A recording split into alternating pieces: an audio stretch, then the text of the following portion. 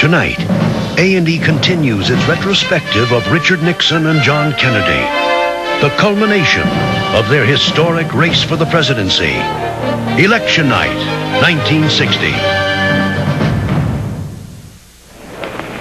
Good evening. This is NBC News Election Central.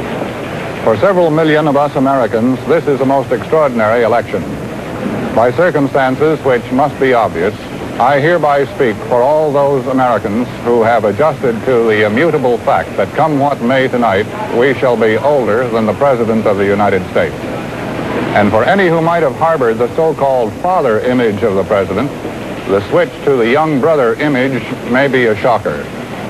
But we suggest you settle down now. Perhaps a pencil and a pad of paper you'll find helpful. You may choose to do a little dial twisting to see how our competitors are doing, but we hope and trust you'll be back. The very first returns are now beginning to pour in substantially, and those in just a moment.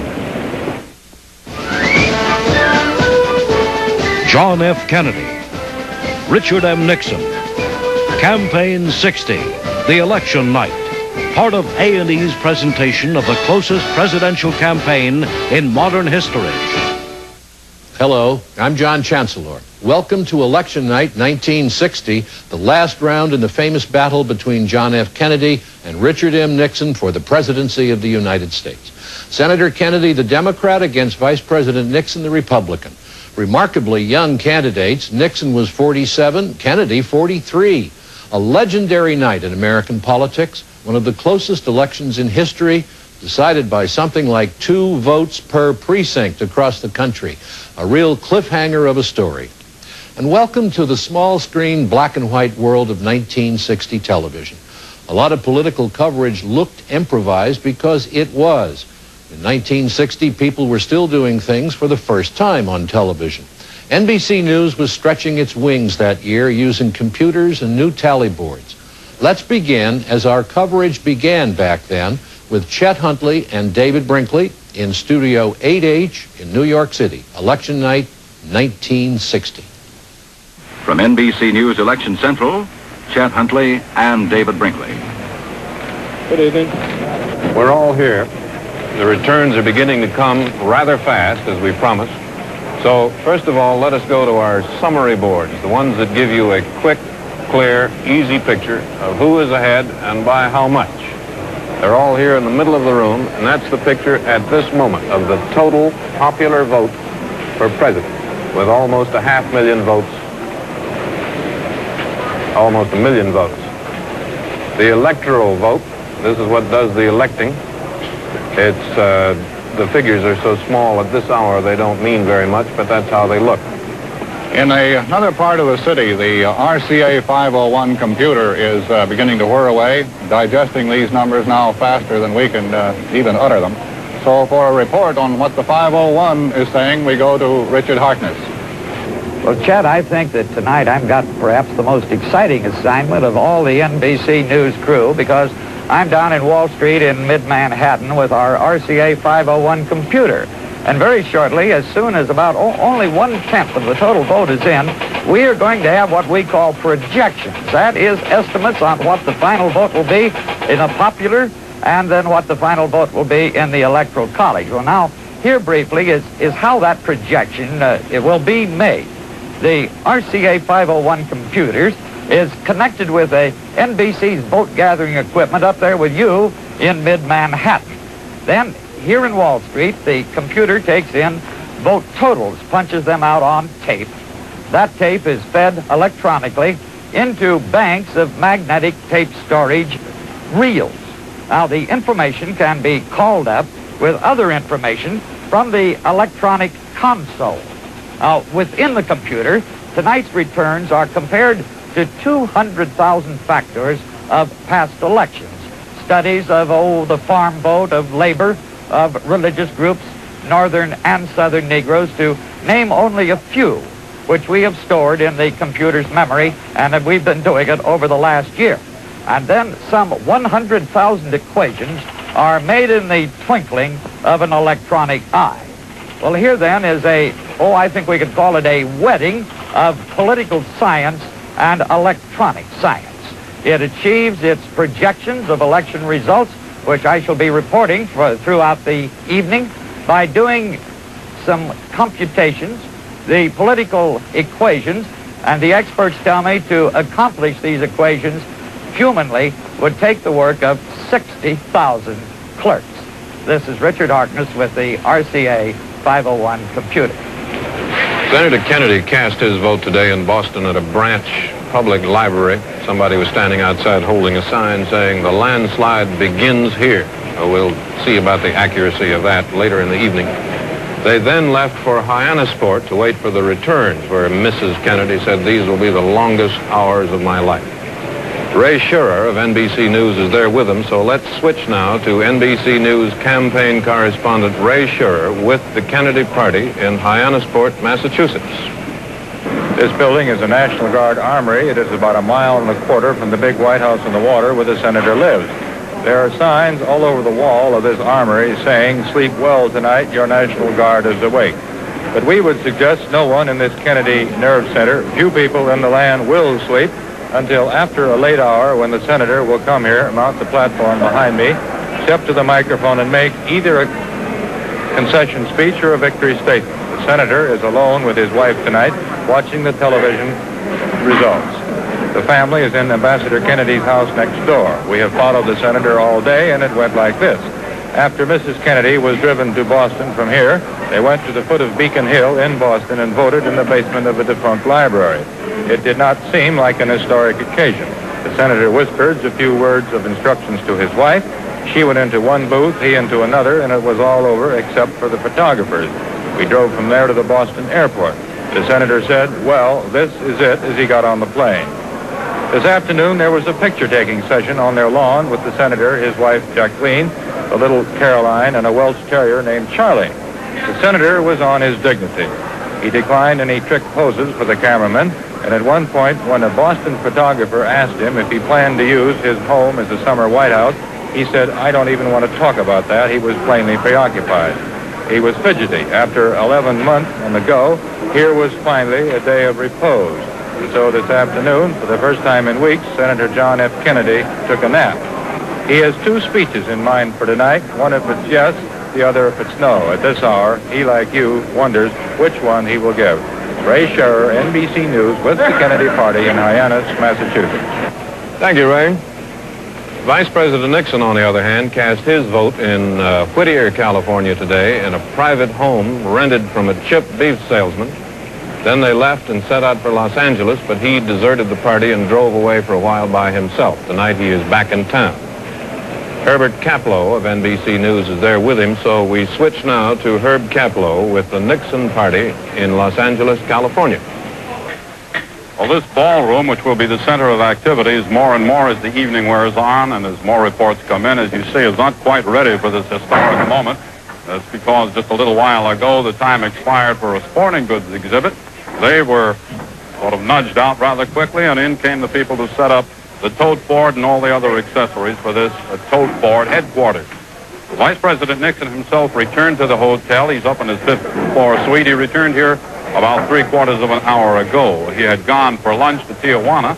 Quite a bit of a surprise to us. We had left him right after he had voted in Whittier this morning. He had then switched cars and indicated he was taking a ride just sort of to clear his head. Decided to go all the way 140 miles to Tijuana. As we say, he is now back. Presumably, he is upstairs looking at the first fragmentary returns in so far. The Vice President did so this morning and the last few days to be an appreciably more, noticeably more relaxed, self-assured, and perhaps a more confident man these last few days and today than he did, say, a week or a week and a half ago. Now, this may be because he feels better. His cold is abated, although Mr. Nixon is also a very tired man, and that's obvious watching him after these weeks and months of hard campaigning. But it may also be that he feels that in these last couple of weeks, the tide has turned in his favor. Now, he's not going to predict that he's going to win this, but he does feel, obviously, from the last week especially, and this conforms with his political philosophy of campaigning, the last week and 2 weeks are decisive. He feels that this last week has been profitable, has been productive. And he has said this morning that he would not concede any state, even Alaska, which is generally put in the Kennedy column. nor would he claim such a state as Maine or Vermont, which is generally given to the Republicans. Herb Kaplow, NBC News at the Nixon headquarters at the Ambassador Hotel in Los Angeles. The Connecticut polls are closed at 7 o'clock Eastern Time. That's 45 minutes ago, and the returns are beginning to come in now so rapidly that our victory desk, we'll go into that in some further detail later.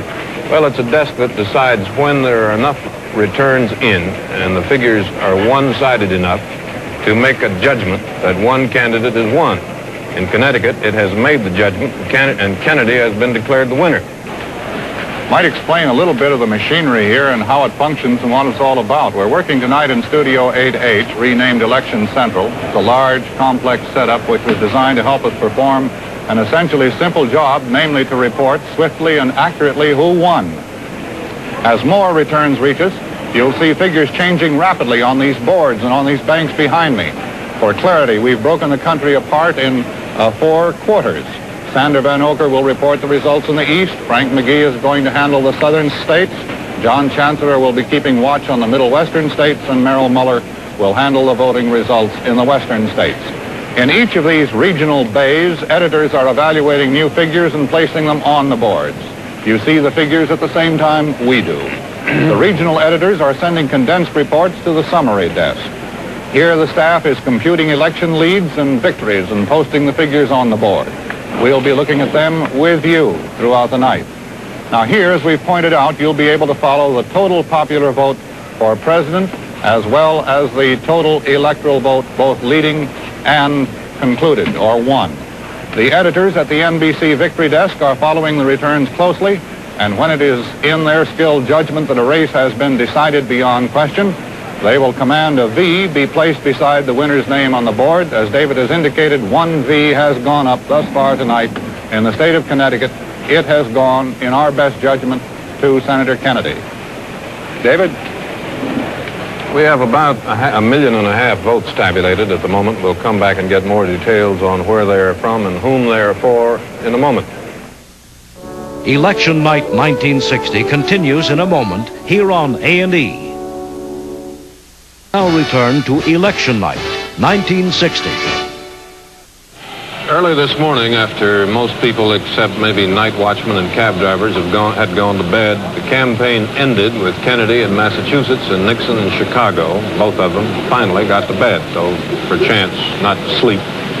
It's been one of the most arduous campaigns we have ever had, and Vice President Nixon, when he ended it, was gray with fatigue as he climbed off another airplane at another town to make another speech. He said to a reporter standing there he hoped sometime he would write a book about running for president, and he said the title of it should be The Exquisite Agony. Well, the exquisite agony of campaigning is over, and now for the candidates and all of the people working for them and committed to them, now begins the exquisite agony of waiting to see how it all turned out. We're here to pass along the figures that will tell them how. Suppose we begin now by going down to our eastern section and Sander Van Oker. Sandy? David, the most important race down here, of course, is the Connecticut race. We assumed that Connecticut would be in first. It was in first, and already the NBC Victory Desk, on the basis of more than 10%, it's 2/3 of the votes in, has awarded the state to Kennedy. It did that, as you remember, about a half an hour ago. In addition, we're told the Hartford Courant, which is the leading newspaper in the state, has awarded the state to Senator Kennedy. It's no surprise that Senator Kennedy won. He was expected to win, but the state leaders like Governor Ribicoff and State Chairman John Bailey were talking in terms of 30, 40, perhaps 50,000 votes. He now looks like he has much more, and it's a very, very great victory for him in the state of Connecticut. For example, he took New Haven, all 33 wards, by 21,042 votes. That's just a few votes shy of the record that President Roosevelt set in 36. President Roosevelt knew he was going to win and went to bed when he heard he carried New Haven by more than 15. He took Hartford by 31,000 votes. That's as much as Governor Ribicoff took it by in 1958, and that was a record. He took Bridgeport by 15,000 votes, whereas in 1956, President Eisenhower took Bridgeport by 15,000 votes. So that's the situation here now in Connecticut. It looks like it's just about wrapped up. Thank you, Sandy. We're back here once again on the deck of NBC News Election Central, and suppose we direct your attention now to the National Recap Board. First to the national popular vote as it now stands. It's still very close. Kennedy slightly ahead with about 3% of the national vote now counted. To the electoral vote, the one that counts. There you can see the results. Kennedy has won, definitely, 8 electoral votes. We also have another piece of analysis from our desk over here that is in charge of Dick Scammon, Richard Scammon, who is perhaps the world's reigning expert on election statistics. He's published several books about them. He says the votes from key barometric precincts, that is, precincts that generally vote the same way the whole country votes, indicate that religion may be playing a bigger part in today's vote, may have played a bigger part in today's vote than we thought it would. Those precincts that were expected to go Democratic are doing so, while those expected to go Republican are doing so, but in both cases, very heavily. So he concludes from that in the Catholic areas appear to be supporting Kennedy much stronger than was expected, and the Protestants are not supporting him as strongly as it might have been expected. We are here in Election Central on the deck. Chet, I've come across a survey made by a newspaper of all the candidates for Congress in its state, and it confirmed what has been apparent to us in Washington for a long time, and it is that we're developing a new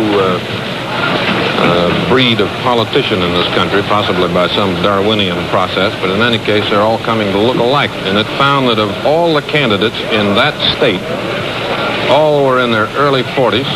All of them had military experience. All of them had they had an average of 2.7 children. All lived in the suburbs.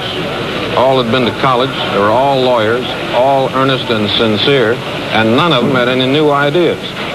That was the result of the survey in the paper.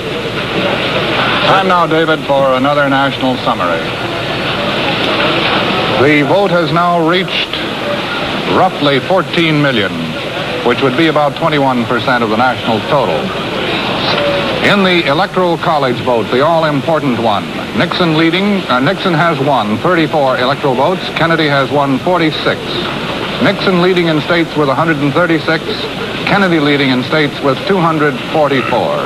On this basis, then, Kennedy would come up with 290. Nixon would end up with 170, which would put Senator Kennedy over. Lyndon Johnson, Senator Lyndon Johnson, is in Texas waiting to see how it all turns out. And Robert Abernathy of NBC is there with him. So let's find out what's happening there by switching to Bob Abernathy, NBC News campaign correspondent with the Johnson Party in Austin, Texas. Bob? Johnson election headquarters here in Austin are slowly filling up with well-wishers. For a while here, the television engineers and the reporters and the telephone men outnumbered the crowd. The Driscoll Hotel in Austin is a triumph of Victorianism, built in the 1880s with a separate entrance for the ladies, to be, in the words of its first owner, the most magnificent hotel south of St. Louis. This is the traditional political headquarters in Austin. Senator and Mrs. Johnson are in a private suite watching the television returns and even getting early Texas reports by walkie-talkie radio. Johnson is carrying his home county, according to these reports, almost 2-1. That county went Republican in both 52 and 56. I'm in a suite here named for a famous Texas governor, Jim Hogg. Of course, Johnson is deeply concerned about the outcome of the national election. He has a definite interest in his own race for the Senate, for which he's a heavy favorite. But almost as much as either of these races, Johnson is watching the role of Texas in the national balloting. Even if the Democratic ticket wins nationally but does not carry Texas, Johnson will be a disappointed man. Texas went Republican in both 1952 and 56. Dallas and Houston are centers of conservatism where the Republicans are strong. So in a presidential race, a heavy vote here can favor the Republicans. Today's vote has been heavy. Johnson has suffered a great deal of abuse from Texans who objected violently sometimes to his taking second place on the Kennedy ticket. He and his wife were even hissed and jostled Friday in Dallas by an ugly crowd of pickets, many of them fashionably dressed young ladies. So if the Democrats carry Texas, the victory for Johnson will be sweet. We've just been handed the final statistics on Johnson's campaign, of which he's so proud. He made 426 speeches in 40 states. He traveled over 70,000 miles. Bob Abernethy, NBC News, with the Johnson Party in Austin. This is Bill Ryan, NBC News, at the Republican headquarters in the Sheraton Park Hotel in Washington, D.C. I've just come down from the suite to be occupied this evening by Ambassador Henry Cabot Lodge, the Republican nominee for vice president, and have here in my hand probably one of the most sincere campaign literature pieces to be handed out in the past 2 months. It says, Nixon Lodge for president and vice president, don't be bad. Vote for Nixon Lodge. Its piece of campaign literature was turned out by 7-year-old Dorothy, one of the Lodge grandchildren. She is not here tonight, probably due to her youth. The other two young ladies who are Ambassador Lodge's grandchildren, Emily 9 and Nancy 10, are upstairs on the 7th floor of this hotel with their mother, Nancy Lodge, and their father, George Lodge. They're waiting for the returns, as is the ambassador. I don't know who will be the more excited. Cabot Lodge is not a man to express himself emotionally when something happens, be it good or bad. I'm sure the two young ladies who are up there, the two grandchildren of the ambassador, will be very excited and very pleased if the result is favorable. I'm sure they'll be quite excited and very displeased if it's unfavorable. Bill Ryan, NBC News, with Ambassador Lodge's party at the Hotel Sheraton in Washington, D.C. 35% of the total national vote is now in, so let's take a look at the recap boards. Popular vote first. Nixon, 11.5 million. Kennedy, virtually 13 million.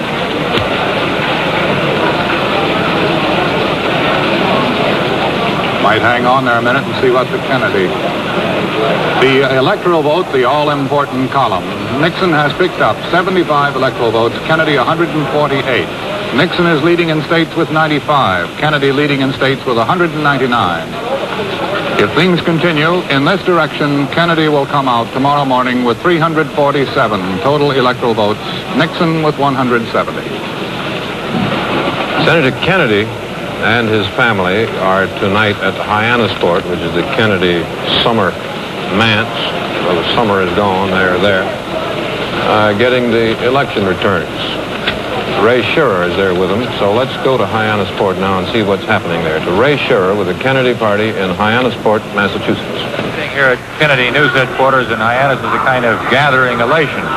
Pierre Salinger, news secretary for the senator, puts it this way: the returns continue to be very encouraging from almost all over.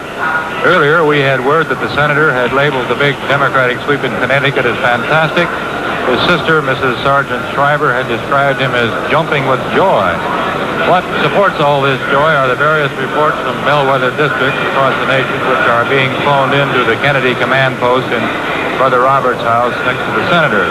One precinct after another is coming in strongly for Kennedy. Districts that Mr. Stevenson either carried narrowly in 1956 or that Mr. Eisenhower had won. It is too early here to claim anything, but the time is not far off, and one of the senator's various political strategists will be coming here to make all this optimism a little bit more tangible. Ray Schurer, NBC News, with the Kennedy campaign in Hyannis. Herb Klein is Vice President Nixon's press secretary, and before talking to Herb Klein, I think we ought to have one courtesy announcement. Vice President Nixon has made a couple of hundred speeches during this campaign, and Herb Klein has the laryngitis. Herb, how does the Vice President see the results the returns up to this point? First, Herb, I ought to say that part of my job is to be the one with the hoarse voice.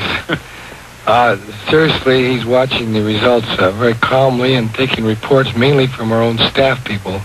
He feels that it's a little too early to tell exactly what is going to happen in this election. It'll probably be a real cliffhanger going on a long time. Are there some of the states that have been reported so far where you are trailing in places where you thought you were going to go ahead? I think we're trailing in some where we may still go ahead because you're getting the big city vote first, and we'll pick up a lot of votes in the upstate areas. For example, in Illinois is a good example. In New Jersey, we're doing quite well, I think. What about Pennsylvania and Texas, South Carolina, North Carolina? These were states you thought your chances were pretty good. Pennsylvania is a real tough one, and I think the results are yet to be known on that, although they did pile up a good majority in Philadelphia. Texas is very close. I feel confident we will win Texas. South Carolina was always one of the iffy states, which we did hope to win, but apparently we are trailing to a point where we will not now. We'll win some that we had not expected to, and we'll probably drop a few. So it's, as I said, elections so far, the results are coming from the big cities in the east. We'll do better as we move west. Herb, what's the vice president doing now? He's very quietly sitting in his room, analyzing the results and just being quite relaxed, as a matter of fact. And are there other members of his family with him? He's been talking some with Mrs. Nixon, and the girls have been sort of staying away from it. They're keeping them quiet. When do you expect to be able to reach some definitive conclusion? It's hard to tell in this election, Herbie. I don't think I'd want to predict. Thank you very much. We've been talking with Herb Klein, who is Vice President Nixon's press secretary. Herb Kaplow at the Nixon headquarters at the Ambassador Hotel in Los Angeles. From Chicago, NBC reporter Frank Jordan reports as follows. Nobody will ever know how many votes Kennedy got in the 35th Ward, 62nd Precinct. Because when they opened the voting machine and looked at the little dials in the back, the one for Kennedy read 000, some kind of mechanical failure, and the election board says there's nothing that can be done about it.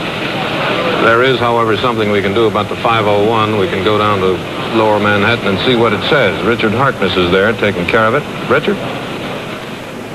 Well, gentlemen, I think that NBC and RCA can report a truly amazing electronic coup. Now, by that, I mean this. At 8:24 this evening, Eastern Time, of course, the RCA 501 computer, reported by NBC, made its first projection of what the popular vote would be when all of it was counted. The computer estimated at that time that Nixon would lose the election with 48.9% of the popular vote. Senator Kennedy would win with 51.1%. Well, now we are at about 11:20 Eastern Standard Time, and the computer shows that the projected popular vote is precisely what it projected or estimated 3 hours ago, 48.9 for the Republican, 51.1% for the Democrat, and a Kennedy victory. Gentlemen, let me tell you this, if they ever teach this machine to talk, you and I, well, we're out of business. This is Richard Harkness with the RCA 501 computer. In 1964, we may have two machines at this desk, kicking each other under the desk. Rich is always a pleasant fellow, isn't he? So one other thing about the 501, this is a statement of fact. It is the only computer on the air tonight, and there are lots of them on the air, as everyone is aware. This is the only one that has not at any time predicted Nixon would win. The others did. Good evening again. A clear pattern is beginning to develop out of these millions of returns now coming into Election Central here at NBC Studio 8H. And it's the big city versus the rural areas. The big city returns show the pattern. Boston, Kennedy's hometown, has gone more than 3-1 for Kennedy.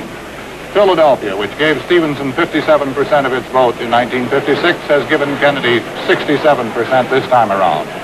St. Louis carries the pattern westward. It gave 60% of its vote to Stevenson last time. Now it's giving 67% of its vote to Kennedy.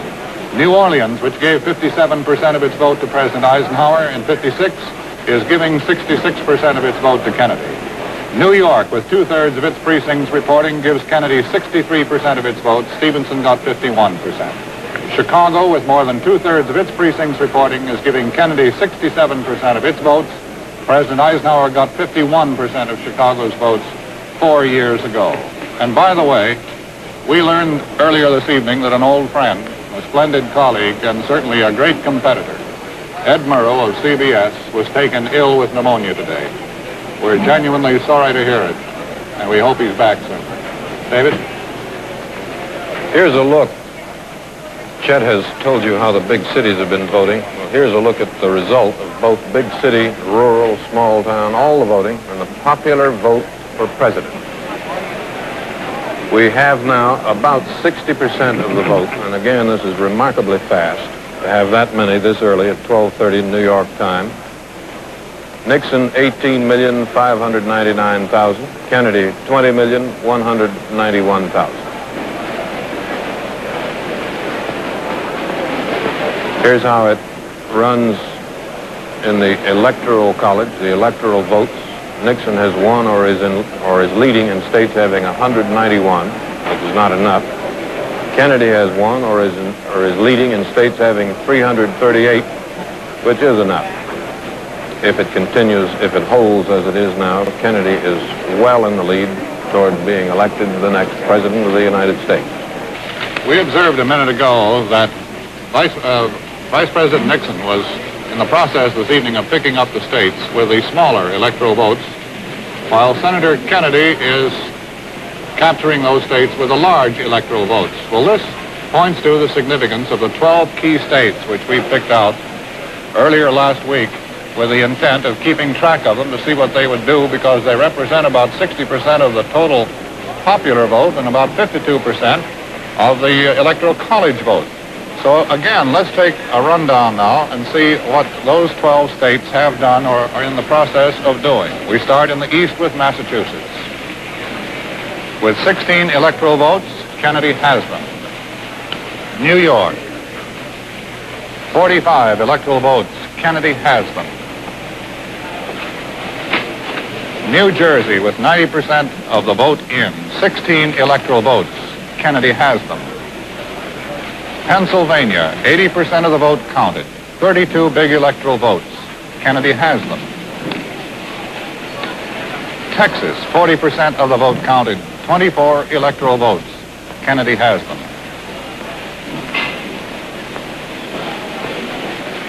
A margin of 47,000. Ohio, 60% of the vote in, and 25 big electoral votes, and Nixon has those. Michigan, 40% of the vote counted. It is still undecided. Kennedy is leading by about 132,000. Indiana, 66% of the vote counted. Nixon has them. Illinois, 50% of the vote counted. Kennedy with about a 300,000 vote lead at the moment. 27 electoral votes.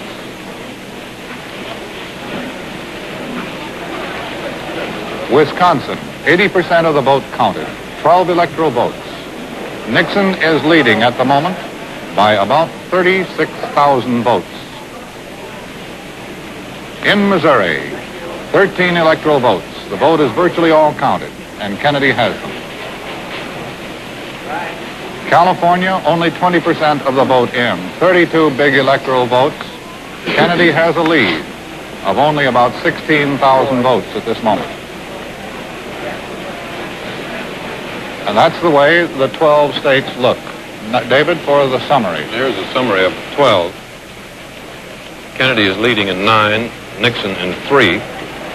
And in these states, Nixon has won or is winning 50 electoral votes. Kennedy has won or is winning 225.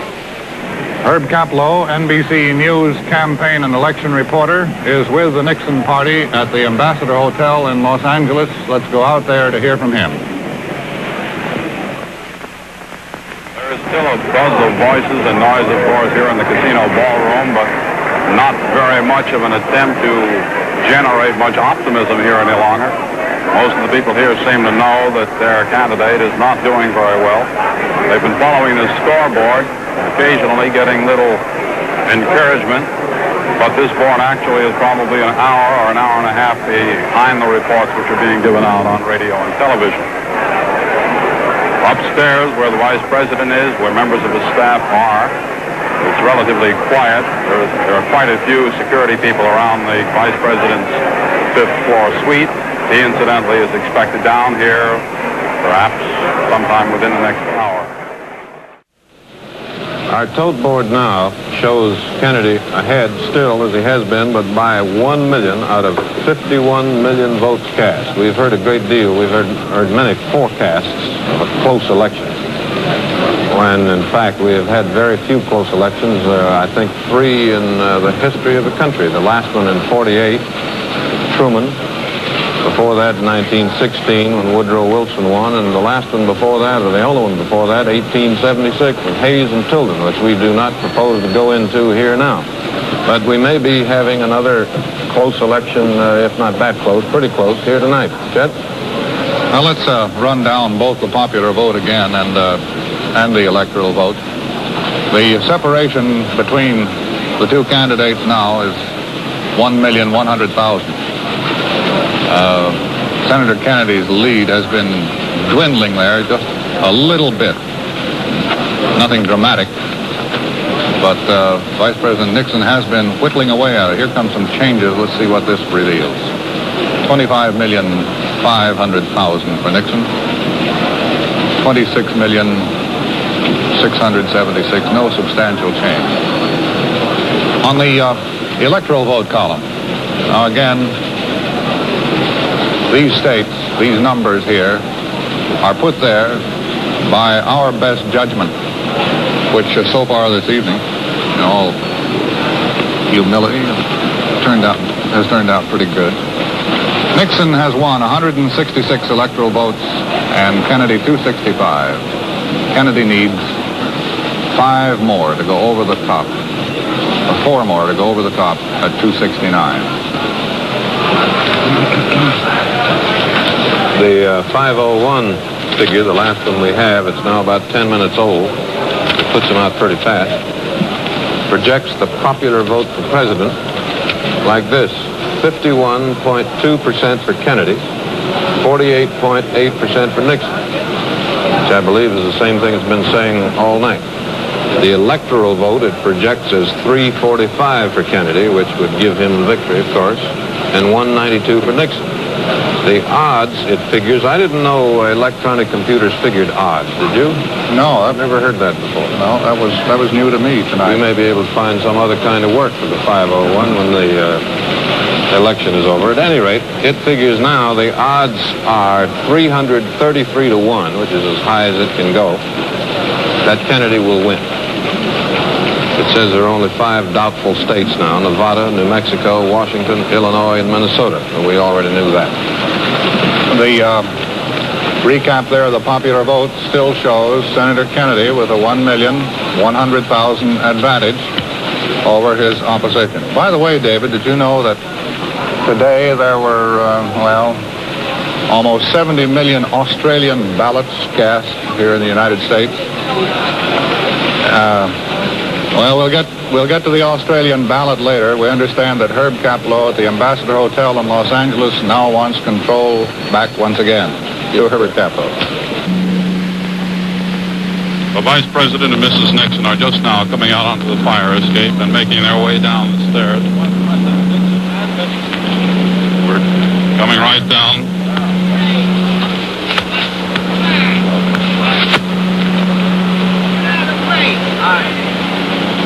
Making their way down now to the ballroom.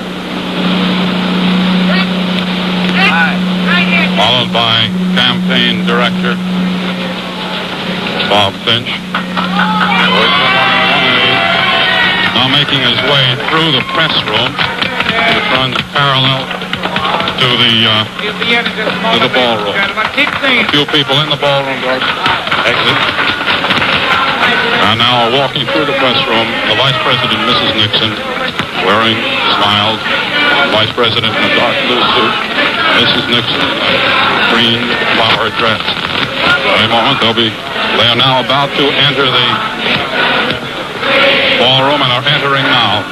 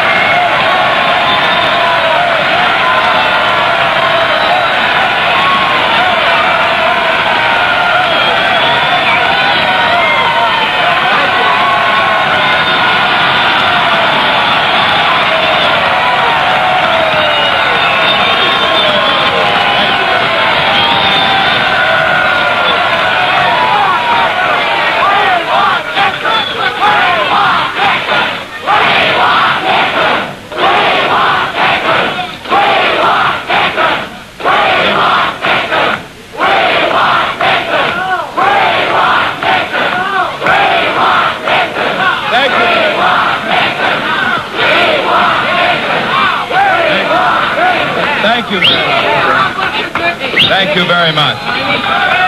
Thank you. Thank you. Well, you know, I thought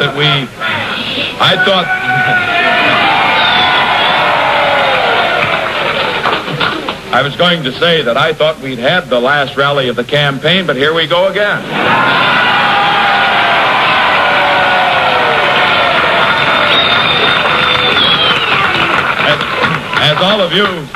As all of you in this room know, and as all of you millions who are listening on television and radio realize, it is normally the custom for a candidate for the presidency or for any other office not to appear until after the decision is definitely known and all the votes are counted beyond doubt.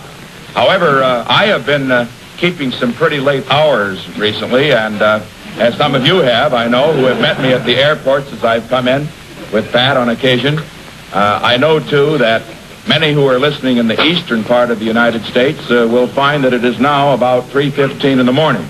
And before the evening was over, I did want to have the opportunity to speak to those in this room who have been with us during the day, and also to those who are listening on television, to say these things.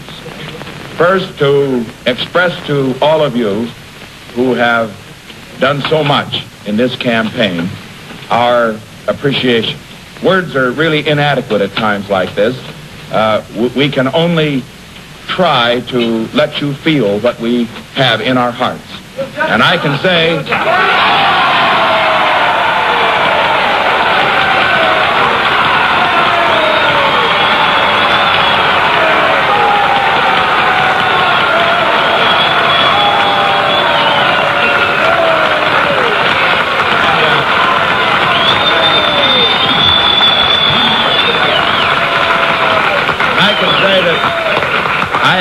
I can say that we've never had couldn't have had a more wonderful group of people in all of the 50 states than have been in our campaign.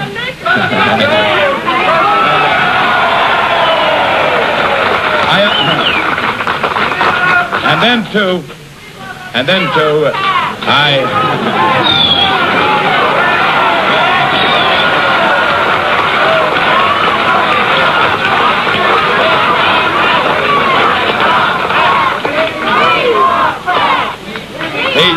The other thing I wish to do is this. I am sure that many are listening here who are supporting Mr. Senator Kennedy. I know, too, that he probably is listening to this program. And while the...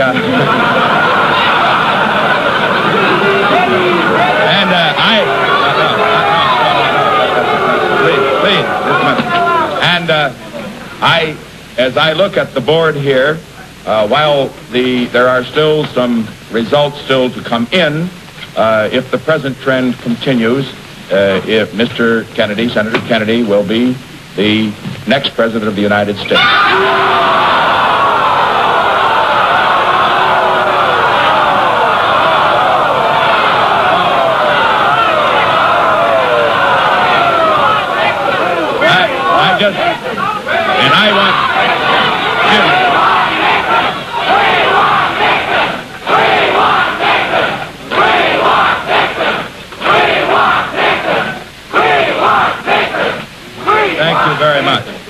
And I want to say that one of the great features of America is that we have political contests, that they are very hard fought, as this one is hard fought. And once the decision is made, we unite behind the man who is elected. I want all of you to know.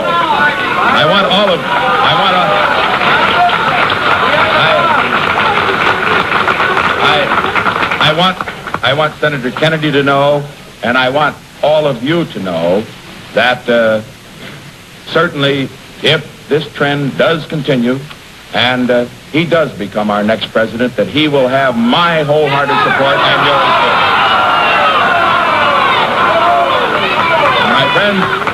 My friends, with that, I want to say again my deep thanks to all of you who are here, to those who have listened on television and radio, and again, my congratulations to Senator Kennedy for his fine race in this campaign, and to all of you.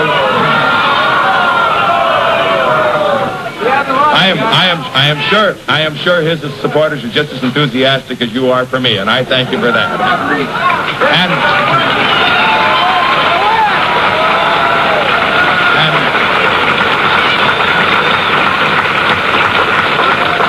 And while because of interruptions, which I understand, I have not been able perhaps to make this as coherent a statement as I might have wanted to, I do want to say that having been to all of the 50 states of this nation since the nominating convention in Chicago, having seen the American people, seen them by the hundreds of thousands and perhaps the millions in the towns and cities of America, that I have great faith about the future of this country.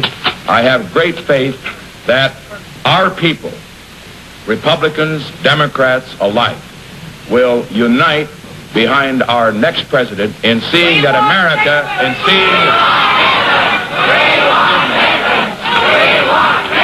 that they will unite behind our next president in seeing that America does meet the challenge which destiny has placed upon us. And that challenge is to give the leadership to the whole world, which will produce a world in which all men can have what we have in the United States: freedom, independence, the right to live in peace with our neighbors.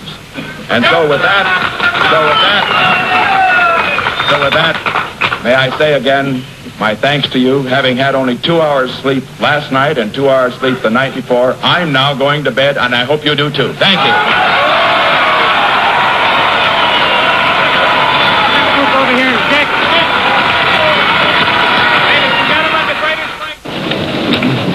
I don't know whether that was a concession or not. Do you, I suppose it was a concession, but I never heard one just like it before. What he said, well, everyone heard what he said.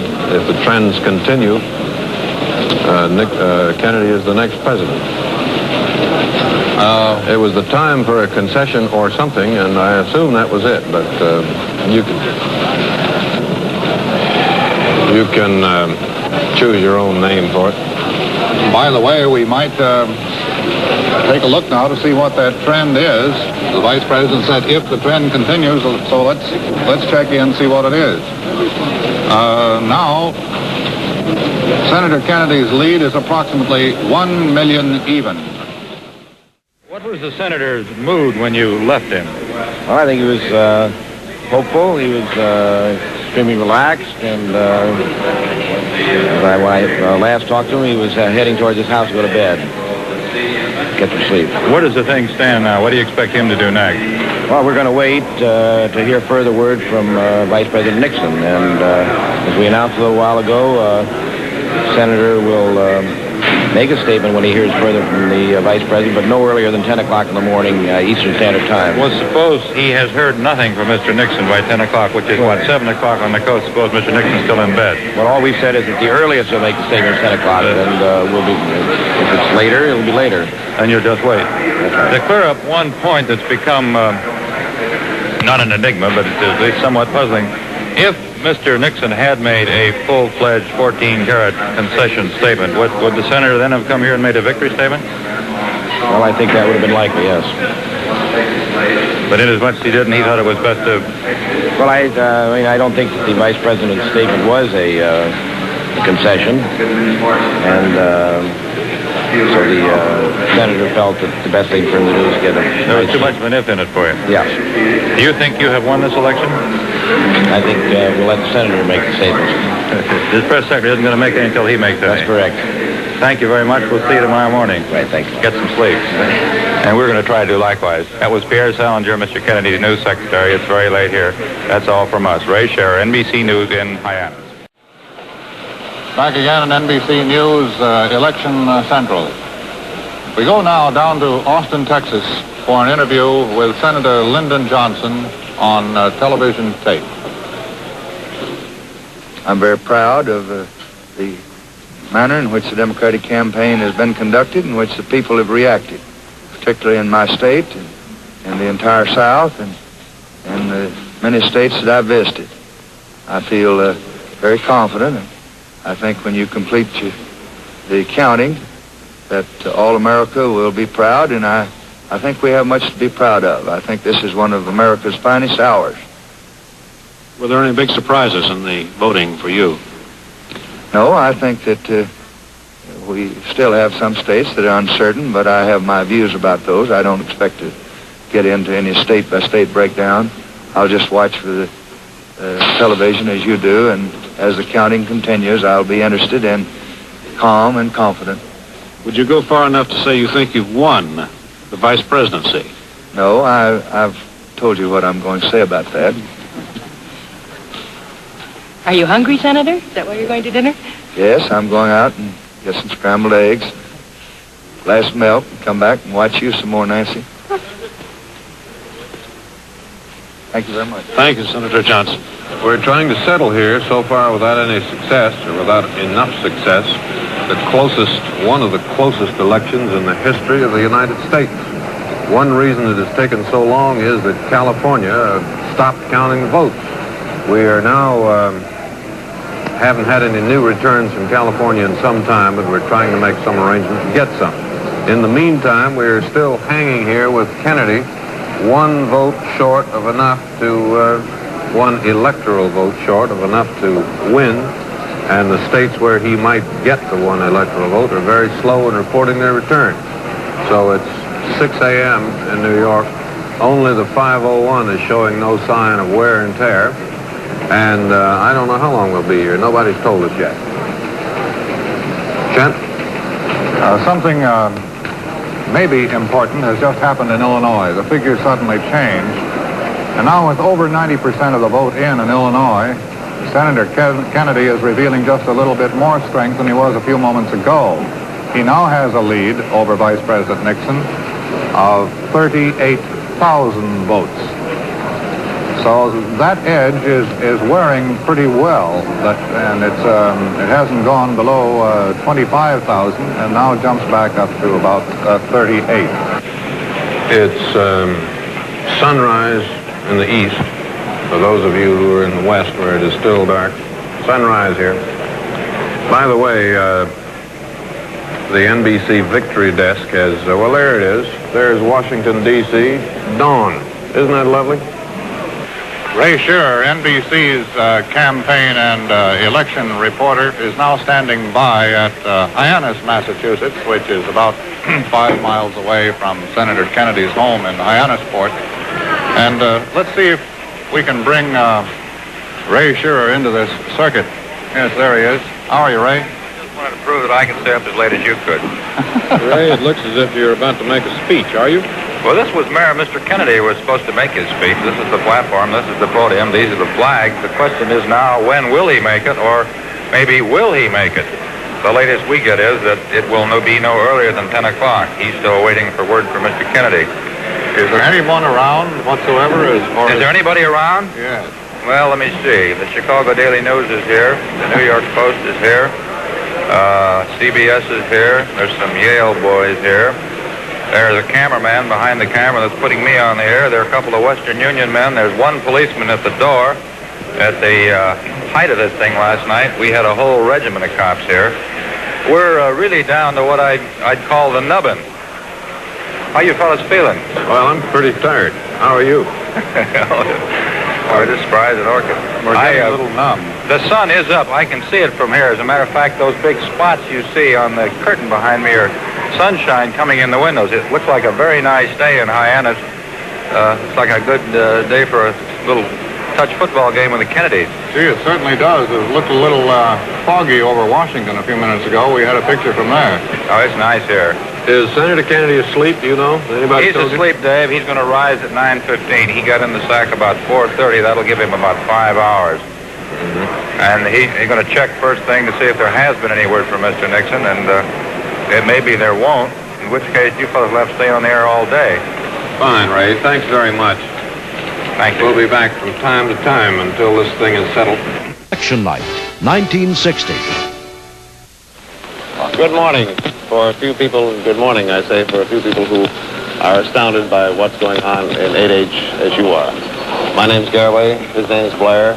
Thank you, His name's Asculi. And we do a show called Today, which usually begins at this time, but we've been watching Chet and David, and we would no more think of taking over from them than we would of draining the Mississippi River dry this morning. Gentlemen, after 12 hours coming up, I just want to take time to, from the bottom of my feet, congratulate you on the most exciting and accurate television job I have ever seen. Thank you very much. But if you've been watching us all night, how come you look so fresh? It's easy so fresh. It's easy to watch. Have you really been up all night watching this? Sure. Why not? On your own time?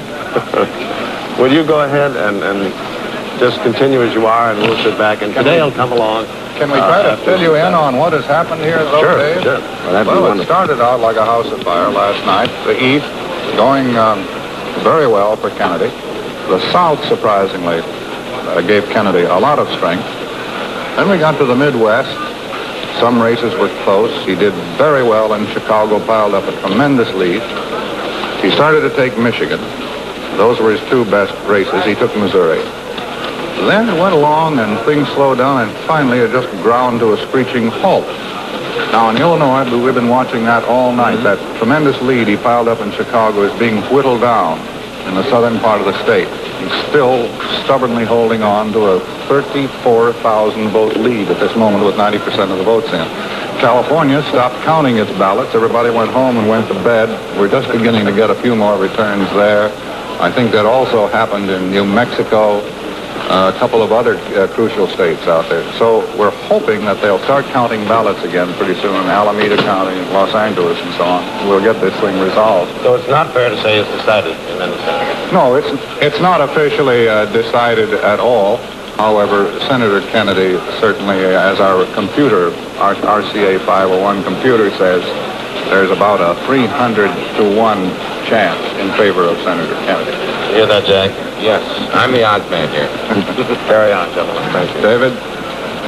Welcome to our guests, and while they're here with us, we're going to take a quick rundown on our summary boards up in the middle of the studio. And they now show Nixon to have 29,251,000. Kennedy, 30,019,000. Very close still. A new figure has appeared on the California board. This could be critical. A little over 60% of the vote is now in. Apparently they're counting ballots now and reporting the new figures. And Kennedy is up to his biggest lead that he's had all night since we started to get figures from California, a lead of about 109,000 votes. He's very gradually and very, very slowly pulling away in the state of California. And of course, as David has explained, on the basis of our best judgment, he just needs 5 more electoral votes to go over the top. To the boards, did you say, David? Yeah, I think that's the next step. Let's start the roll call of the states and see how they're doing one by one. And again, we'll start with the East and Sander Van Oker. Chet, it's the same here in the East as it's been since about 1 o'clock this morning. It's the solid East for Senator Kennedy. Nixon took only 3 states with a total of 12 electoral votes. Kennedy has taken 8 states with a total of 133 electoral votes. And this is how the states broke down. Nixon took Maine. He was expected to. He also took New Hampshire. However, Kennedy was ahead earlier in the evening, but Nixon overtook him, and he took the state as expected. Also in Vermont, with 3 electoral votes, Nixon took that state. That was no surprise. Massachusetts, Kennedy's home state, with 16 electoral votes, Kennedy took that state by about a half a million. That was expected. Connecticut went very early, as you'll remember, in the evening, and it went very big for Kennedy. He was surprised at his margin there. Rhode Island, he was expected to take it, and he did handily. New York State, 45 electoral votes. Kennedy took that by a pretty good margin, but not as great as everyone expected. New Jersey was the real surprise. This was the state the pollsters put down solidly in the Democratic column. Kennedy took it by a very, very slight margin. Pennsylvania was, I think, his handsomest victory in the East. He took that state by 129,000 votes. He can thank the Philadelphia Democratic Organization, which gave him a 326,000 plurality in the city that is far, far greater than anyone, including Franklin D. Roosevelt, ever got. That in Delaware was a Kennedy victory by a slight margin. In Maryland, he also took it by a good margin. So again, to repeat, he has 133 electoral votes in the East. Nixon has 12 electoral votes. Now for a look at the South, over to Frank McGee. Well, the South was the first area to be completely locked up last night. Nixon did not make the inroads in the South that President Eisenhower did 4 years ago. Religion was not the factor in the South as some thought it might be. It went like this. West Virginia went Democratic, changing over from Republican. Kentucky went Republican again. Tennessee went Republican again. Arkansas remained Democratic. Texas switched from Republican back to Democratic. Louisiana switched from Republican back to Democratic. Mississippi provided a question mark that still might prove of considerable importance. Elected 8 unpledged electors. Alabama remained Democratic. Florida remained Republican. Georgia remained Democratic. South Carolina went Democratic. They had felt sure it would go Republican. North Carolina, considered doubtful, went Democratic. Virginia, considered Republican, proved to be Republican. As it stood when the final tally was made, Kennedy had a victor's grip on 95 electoral votes in the South. Nixon 43, 8 unpledged. Midwest, John Chancellor. The Middle West this morning is a story of some Nixon victories and 2 of the closest presidential contests we've seen unfold in many years. Let's have a look at the board. In Ohio, the failure of the Democratic organization in the cities, plus a large enthusiastic Republican farm vote, gave the state to Nixon. In Michigan, taken by Kennedy despite a lower than expected city Democratic vote. Indiana, a big rural vote, put Nixon in, as you can see. In Illinois, still unfinished. Kennedy had 34,850 precincts in Illinois still out, 400 of them in Cook County, a half in Chicago and 1/2 in the suburbs. Very interesting fact that Frank Jordan and our counters in Chicago have been up all night and are still up. In Wisconsin, taken by Nixon with the help of Henry Cabot Lodge.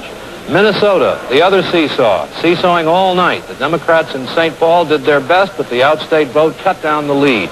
Now 19,000 ahead for Kennedy, very small. Iowa, 2 Nixon and a Republican sweep.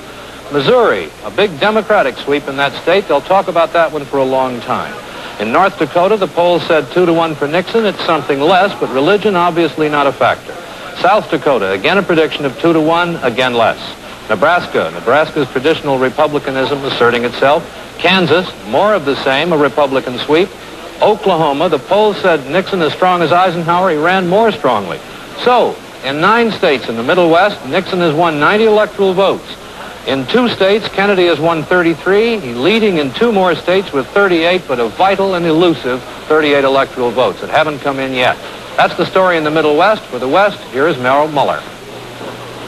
The most impressive point to make about the West is that the Republicans, Nixon in particular, just about upset all the experts and nearly carried all of the West. He's got 10 states in his pocket against 3 for Kennedy, but on the Electoral College count, it is 47-38. And here's a late report from California. NBC correspondent John Thompson says that by the predictions now, Kennedy should carry California by a margin of about 100,000 votes. Well, that will be the answer if that's it. Let's take a look, however, at the entire Western state presidential sweep. Montana, 4 electoral votes. We've been arguing with our victory desk about that V all evening. David and I finally won the V. It goes to Nixon. Wyoming, with 3 electoral votes, it goes to Nixon. Colorado with 6, this goes to Nixon very comfortably. And New Mexico with 4 is still a toss-up, and notice it is still only 2,000 votes spread out of 230-odd thousand. That state has been seesawing that way for several hours. Arizona went to Nixon very early in the evening, at least early by our time now, and Utah went to Nixon quite a few hours ago. Idaho went to Nixon quite a few hours ago. In Nevada, this is one of Kennedy's victories in the West, and one of the few of them. And in California, we just gave you the report, but here are the figures that we have at the moment. you'll notice that Kennedy's spread in California is now the highest figure he has had all night. It's 111,000 out of almost 3 million votes. In Oregon, this went to Nixon just about an hour ago. And again, in Washington, this one went to Nixon just a little while ago, I think less than an hour ago. Now, here's a big surprise coming up in Alaska. Notice the count there. They are separated by only 500 votes, with half the precincts reporting. This was supposed to have been a Kennedy stronghold, but it looks like Mr. Nixon's visit to Alaska just before the end of the campaign really paid off there. He's pretty close to overtaking Kennedy in a strong point. And of course, within the past 40 minutes, Hawaii went to the Nixon column, and that's the wrap-up in the far west. Let's go back to Chet and David. The only member of our rapidly growing staff here, except for the 3 today people who have just arrived who was not tired, is the 501 computer, the RCA 501, which is in Lower Manhattan and has been doing an excellent job all night. Its trainer and keeper, as we have described him before, Richard Harkness, is there. Richard, come in and tell us what it says, will you? Well, David, I'm about convinced that I can wear out the computer.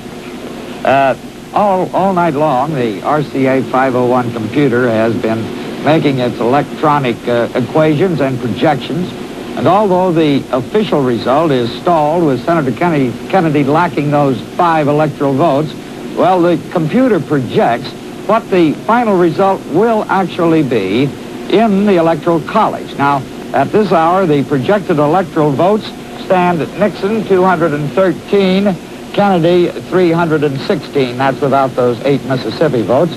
So the computer estimates and insists that its estimate is correct, that the odds are 331 that Senator Kennedy will be our next president. Those, incidentally, are the maximum odds that the machine can give us. The popular vote projected is close, however. It's really hairline. It's Nixon 49.1%, Senator Kennedy barely polling a majority at 50.9%. One point that struck me as I've read through and run through this great readout we have here is that Vice President Nixon is leading in 25 states, and Kennedy, who still seems to be the certain winner, is leading in 2 less states. He has 23 states. That story, of course, is that Vice President Nixon has taken a lot of states with small electoral votes. Arizona 4, Colorado 6, Hawaii 3, Idaho 4, like that. And Senator Kennedy, of course, has piled up Massachusetts with 16, New Jersey 16, New York 45, Pennsylvania 32. That's where those 331-to-1 odds really come in the states which Senator Kennedy now has pretty safely in its bag, because the computer does not give a state either to Kennedy or to Nixon until there is at least an 80% probability of its going Democratic or going Republican. So the outcome of this election is quite certain this hour in the morning, but it is not official as yet. And of course, the RCA computer will be following through until it is official. Meanwhile, this is Richard Harkness with the RCA 501 computer in mid-Manhattan. At 7:19 a.m. Eastern Time, Senator Kennedy was elected President of the United States. The NBC Victory Desk has just given California to Kennedy, and that gives him the election. That's Red Muller sticking up the V. Now, here's the difference it makes on the electoral vote column, the all-important one. It gives Kennedy 296 electoral votes in our editorial judgment. He is still leading in states with a total of 41 electoral votes, headed toward a total of 337 for 192 to Vice President Nixon. The popular vote column, by the way, it's still very close. Senator Kennedy's lead is about, roughly 700,000, the way it's been the last 3 or 4 hours. And that is astonishing out of 60 million votes. And while 60 million votes are being counted, you sometimes make mistakes. We did that morning when we gave the state of California to Kennedy. We goofed. Nixon won California. 6.5 million votes were cast in California. Nixon won it by 35,000. But California wasn't all the Republican candidate needed, as we shall see. I've been reporting on election nights for a lot of years, but the 1960 election kept us up later and made us work harder than any other. The story didn't end that night. The outcome was still unclear at breakfast time. In fact, it wasn't until after noon the next day when the final questions were answered. And that began with a news bulletin. Now, this portion of Player Hunch is brought to you by the Colgate Palmolive Company, makers of new improved pink liquid. Here is an election bulletin from NBC News. We switch to Herb Kaplow, NBC News, Los Angeles. I have a copy of a telegram which has been sent to Senator John F. Kennedy at Hyannisport, Massachusetts. I'll read it through and then I'll have it available. I'll repeat it more slowly after we have, I've read the statement, and I'll also answer questions. The telegram reads as follows. I want to repeat through this wire congratulations and best wishes I extended to you on television last night. I know that you will have the united support of all Americans as you lead the nation in the cause of peace and freedom during the next 4 years. Telegram is signed, Richard Nixon. The question was, has the Vice President expressed to me any explanation or analysis of the election? I think that the time to analyze it comes, a more scientific basis comes when you have the complete results from all the states. Two things that have pleased him especially, however, have been the fact that he has won a tremendous popular vote. And as you know, the margin of popular vote between the two candidates is less than 1%, and the Vice President's margin seems to be increasing as it goes along, so that it'll end up practically a dead heat, or perhaps the Vice President might even end ahead in the matter of popular vote. Naturally, this is a great satisfaction to him, in view of the fact that his was a national campaign carried to all 50 states. I might say just one thing further. You're asking about the Vice President. I've never personally seen a man who was taking something which meant a lot to him in quite such a wonderful grace. He's been someone I've admired for a long time, but I admired him more last night and this morning than I ever had before. He's in very good spirits. He's looked at this thing philosophically and analytically. I've heard him explaining how this works to his two daughters, and it's really been a privilege to watch. And so ends a chapter in perhaps the final chapter in this 1960 presidential election.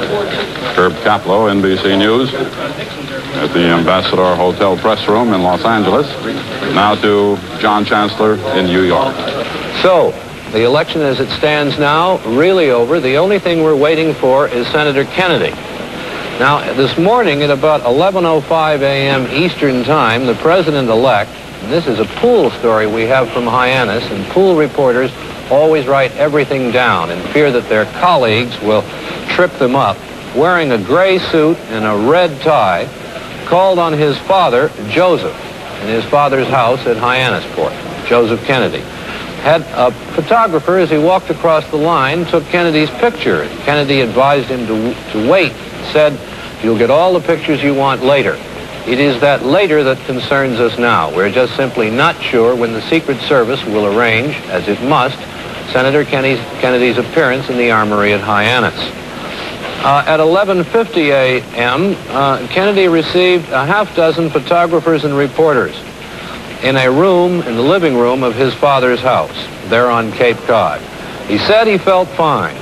He put aside all questions as to his situation until he heard from Nixon. And then, with his daughter Caroline, he walked out onto the broad lawn of his father's house there in Nantucket Sound and looked at the view. The Kennedy family, perhaps characteristically, all spent the morning in active pursuits. Kennedy's father went horseback riding. The sisters took hikes. There has not yet been any recorded instance of a game of touch football, but you must never rule that out with a family like the Kennedys. Now, for those of you who may just have joined us, we'd like again to look at the board and to do the popular vote. We now, for the first time, have a V, as we say, in front of John Fitzgerald Kennedy's name on the election board here. 32,275,184. We have been advised from the control room, and they're in contact with people in Hyannisport, that we're waiting for Mrs. Kennedy, Jacqueline Kennedy, to come out of the house, to be picked up by the president-elect, to be put into a motorcade and taken from that house at Hyannisport, which is now quite a famous structure in the United States, that has taken Cape Cod, an already busy tourist place, and made it something else again. A 5-minute drive, and there are troopers lining the route, about a 5-minute drive from the house to the armory, and that's what we're waiting for now. Now, I think possibly it might do us some good to have a look at Hyannisport to see what we will see when the next president of the United States comes out and appears on television for really the first time as the next president. Perhaps we could switch now to Hyannisport and have a look at what we may see.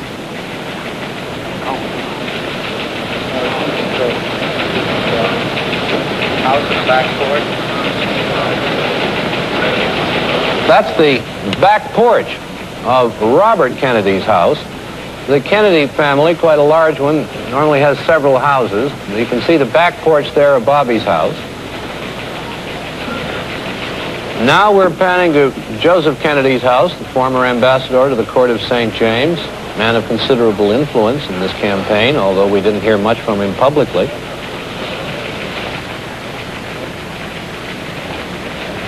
This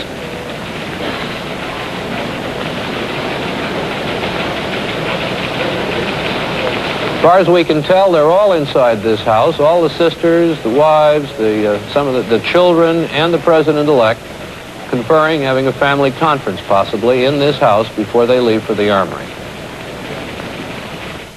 Here's how the election had come out. Voter turnout was high. In fact, turnout hasn't been that high in any presidential election since. More than 68 million votes were cast, and Kennedy won it by a margin of 114,000. Or to put it another way, Kennedy's margin of victory was less than 1%, the closest election since 1880. And after all these hours, the voters were still waiting for a look at the winner. We'll see him after this. We are here in NBC election headquarters, Merrill Muller, myself, John Chancellor, waiting for President-elect Kennedy to go to the Hyannisport Armory and make a speech. We've been waiting now for about an hour, actually, an hour and 15 minutes since we first thought he would make this speech. We're told that the motors in his motorcade are revved up, that the people are waiting outside for the president-elect to appear and go there. In the meanwhile, Merrill Muller and I will try and find something interesting to say. Have we been told where this motorcade is headed? Is this headed toward that big hall that Ray Scherer was telling us about? That's right. The cameras and Ray Scherer are in the armory downtown, and the house, I think it's about 5 miles away from the armory. There are no facilities at the house for keeping people there. Now, Merrill, I believe what we've been waiting for is about to come true. You can see on your screen there the motorcade we've been discussing. Motorcade. The motorcade that will take President-elect. There it goes. There are the photographers in the car. There are some of the reporters, policemen, Secret Service men. There's the white Lincoln right there. There's the white Lincoln just behind the tree. There he is. There he is, the next president of the United States. He always sits in the front seat, and incidentally, so does Mr. Khrushchev. These people find that you can wave more easily from that point. That's Pierre Salinger in the car that just went by, the press secretary who has dogged Mr. Kennedy for this entire campaign. All closed cars, modest. They might be on their way to the supermarket, really, in that town. It's quite a shopping spree. It's quite a shopping spree. They've been shopping for all these days. And that, I believe, in the background there, that little strip of water you see, is Nantucket Sound. And now we're going to our reporter on the scene in Hyannisport, Massachusetts. Here's President-elect Kennedy now, coming up to the Armory.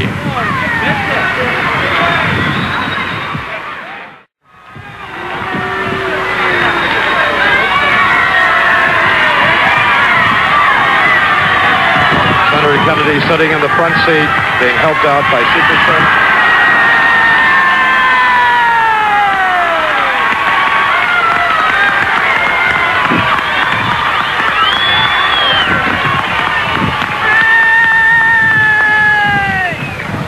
Senator waiting until there's his wife, Jackie Kennedy. The president-elect is shaking hands with the crowd. Photographers yelling from the roof to get a picture. Senator Kennedy, his wife, and mother go into the Armory for his victory speech.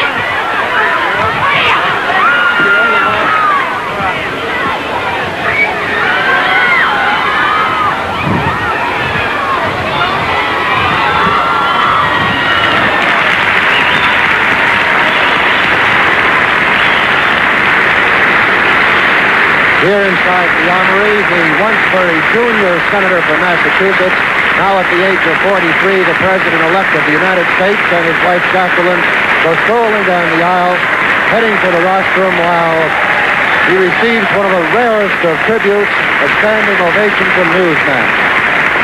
A very, very unusual thing indeed. It should be noted, too, that there are local enthusiasts from Hyannis who have somehow made their way into this Armory, and they are contributing mightily to the applause.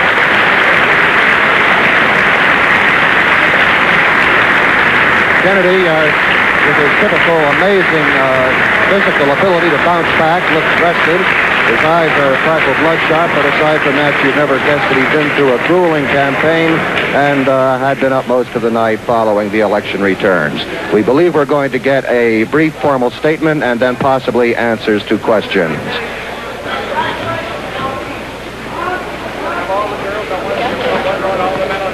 The President-elect of the United States.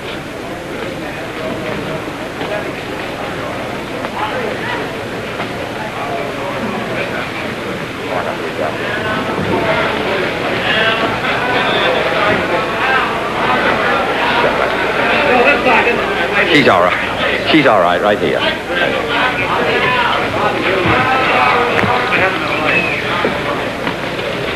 Ladies and gentlemen,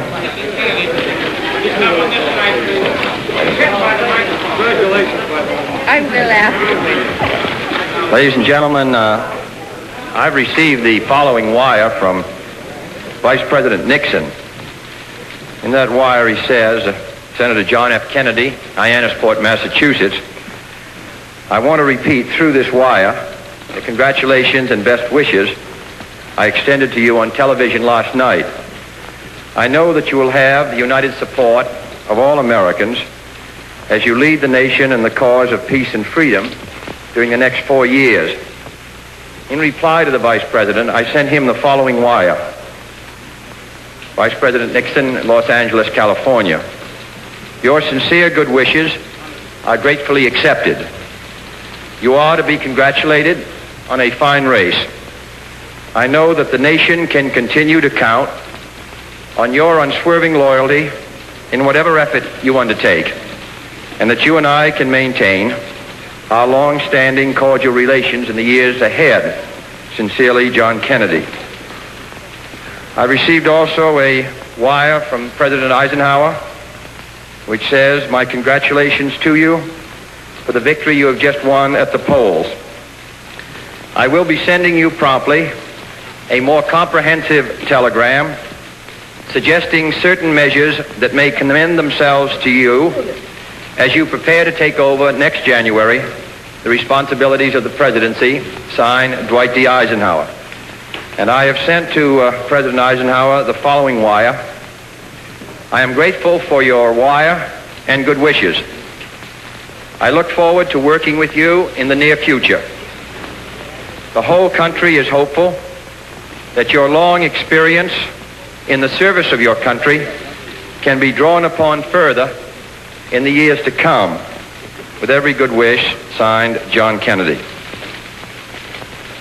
Wait, Kathy, I guess we have one more statement.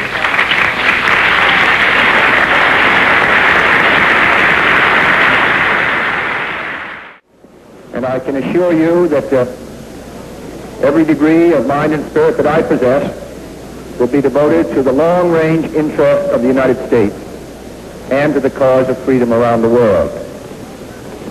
So now my wife and I prepare for a new administration and for a new baby. Thank you.